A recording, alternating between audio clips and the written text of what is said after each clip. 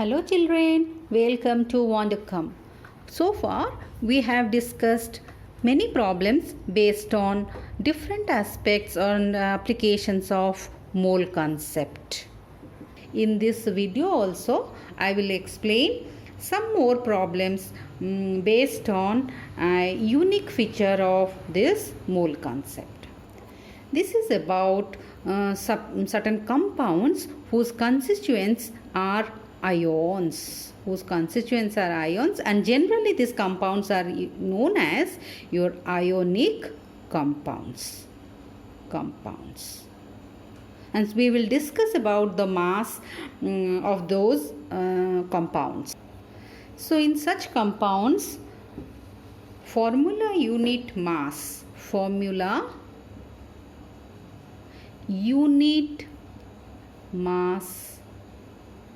is used in place of your molecular mass. And this term is more appropriate than the term molecular mass for those compounds which contains ions as their constituents. This I have discussed in my video where I have explained about relative molecular masses. So you can get the details of that video in my description box. Again, in place of molecule, in such compounds generally formula unit is used.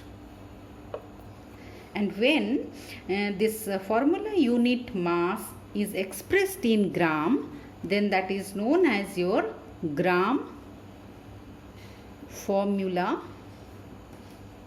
unit mass, or simply mass, gram formula mass of that compound. That means this formula this gram formula mass contains Avogadro's number of formula units. So gram molecular mass contains Avogadro's number of molecules. Similarly, gram formula mass contains Avogadro's number of formula units. But the term mole is used. The term mole. There is no such change in this term. Let us discuss one example to understand about this. In case of, suppose 1 mole of sodium carbonate. So this is equal to your 106 grams of sodium carbonate, because the formula mass of sodium carbonate is 106 U. So 1 mole of your sodium carbonate contains Avogadro's number of formula units, as we discussed, formula units of sodium carbonate. So which is equivalent to 2 into, just understand this point, 2 into 6.022 into 10 to the power 23 sodium ions, and so we can write plus or and 6.022 into 10 to the power 23 carbonate ions.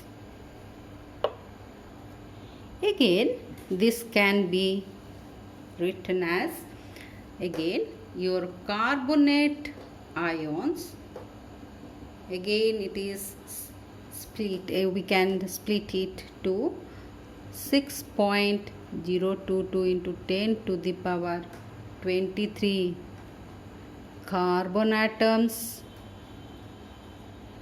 and 3 into 6.022 into 10 to the power 23 your oxygen atoms.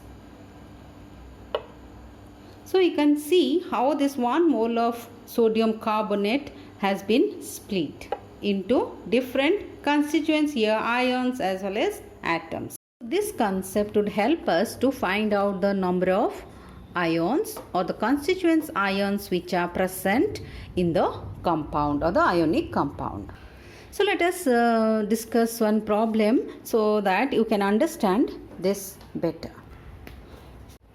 Suppose you would be asked like, find the number of calcium ions and sulfate ions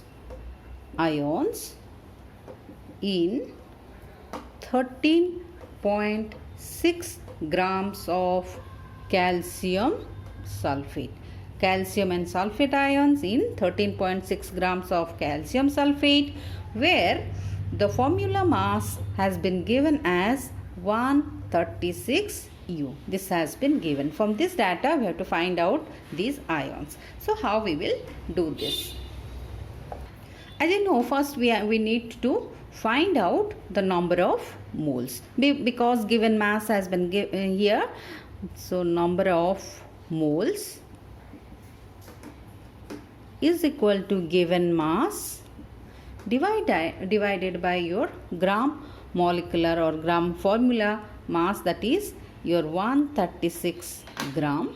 So we will have your 0.1. So this is the number of moles. So from this concept we know that 1 mole of your calcium sulfate contains your Avogadro's number of your formula units into 10 to the power 23 formula units. So 0.1 mole would be your how much? So you have to multiply. So you will get 6.022 into 10 to the power 22 your formula units, or that is your molecules. Okay. So you will find in this way. But we have to find out the ions, isn't it? So we know the number of molecules are formula unit. This is.